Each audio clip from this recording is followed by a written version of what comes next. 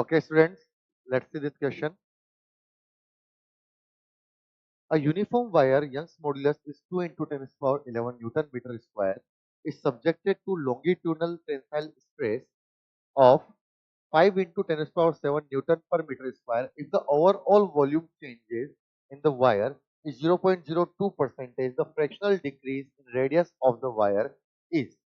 The concept we will use here is basically modulus of elasticity और इसके साथ हम लोग यूनिट एंड डायमेंशन का भी एक कंसेप्ट यहाँ पर बेसिकली यूज करने वाले हैं। तो दो कंसेप्ट बेसिकली हम लोग यहाँ पर यूज करेंगे। देखते हैं इस सवाल को किस तरीके से सोल्व करें।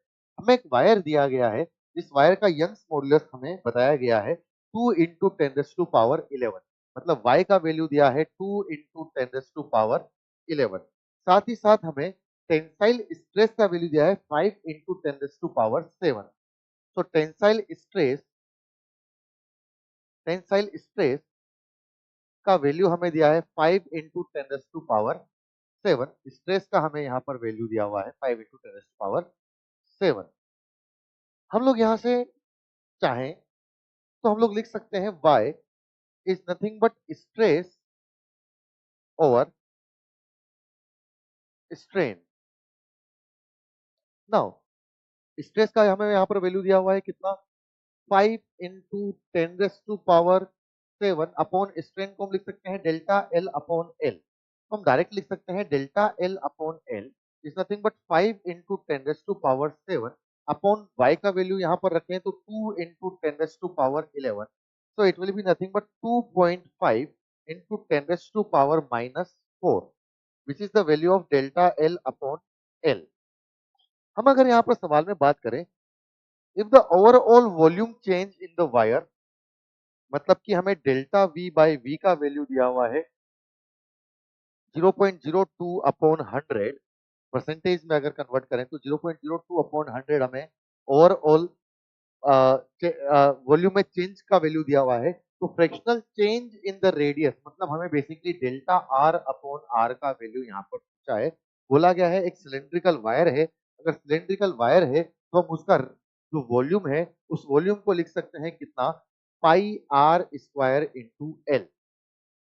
अगर मैं यहाँ पर लिखता हूँ तो अगर मैं इसको डेल्टा वी अपॉन वी को अगर लिखना चाहूँ तो बेसिकली पहले तो मैं इसको डिफरेंशिएट कर दूं, पाई आ जाएगा बाहर, इसको डिफरेंशिएट करूंगा तो पहले एल को डिफरेंशिएट करूंगा तो लिखूंगा R square into delta L, फिर आर को डिफरेंशिएट करूंगा तो लिखूंगा 2r into delta R upon V का वैल्यू लिखूंगा pi R square into L.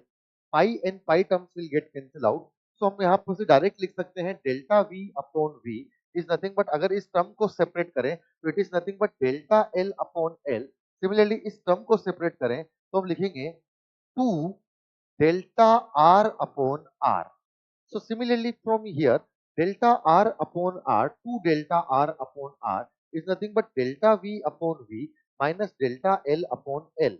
Now this delta V upon V का वैल्यू हमें यहाँ पर बेसिकली दिया हुआ है 0.02 इंटू अपॉन 100, मतलब मैं इसको लिख सकता हूँ 2 into 10 raise to power minus 4 minus delta L upon L का वैल्यू दिया हुआ है 2.5 into 10 raise to power minus 4। जब हम इसको सेपरेट करते हैं तो twice of delta R upon R का हमें वैल्यू मिल जाना चाहिए 0.5, negative of 0.5 into 10 raise to power minus 4।